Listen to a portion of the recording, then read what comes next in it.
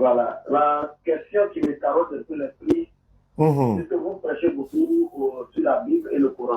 Oui. Est-ce que j'aimerais savoir si quelqu'un qui croit en ces deux livres sur lesquels vous prêchez, est-ce que ce dernier-là aura droit au paradis? D'accord, merci pour la question. Aller au paradis n'a rien à voir avec la croyance à un livre. C'est la croyance au Créateur. C'est lui le Créateur. Maintenant, pratiquer ses ordonnances qui se trouvent maintenant dans le livre. Il y a beaucoup de personnes qui croient au Coran, mais ils ne seront pas sauvés. Ils lisent même le Coran. Hein. Ils lisent le Coran, mais ils iront en enfer. Donc, ce n'est pas ça qui est le salut. Maintenant, pour être plus clair sur la question que vous posez, quelqu'un qui croit aux deux livres, en croyant aux deux livres, il faut pratiquer aussi la religion qui est contenue dans les deux livres. C'est-à-dire que la soumission à la volonté de l'éternel Dieu. Jésus, par exemple, était soumis, si on prend la Bible, il était soumis à Dieu.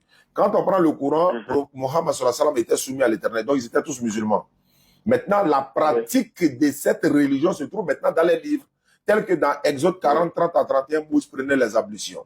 Dans Exode 3, 5, Moïse enlevait les chaussures pour adorer l'éternel Dieu. Dans Matthieu 26, 39, Jésus s'est prosterné. Dans le Coran, Sourate 5, verset 6, Mohammed l'ablution est mentionnée. Dans la Sourate 20, 12, Dieu a dit à Moïse, enlève tes chaussures. Dans la Sourate 22, le pèlerinage et d'autres sourates encore, Allah nous parle de la prosternation pour l'adorer. Donc, la croyance au livre, pour nous, par exemple, comme vous m'avez cité, nous, on utilise les deux livres. Notre livre de foi, c'est le Coran, c'est notre religion qui est dedans, nos enseignements sont dedans. Mais en ce qui concerne la Bible, elle nous sert aussi de prédication, c'est-à-dire que de prêcher à ceux qui sont non musulmans pour comprendre des choses qui les sont peut-être cachées. Voilà pourquoi on utilise les deux livres. Mais sinon, notre foi n'est pas basée sur la Bible, mais on l'utilise quand même. C'est-à-dire que sans la Bible même là, on peut prêcher sans problème et puis on vous garantit le salut encore dans le Coran, sans même toucher la Bible.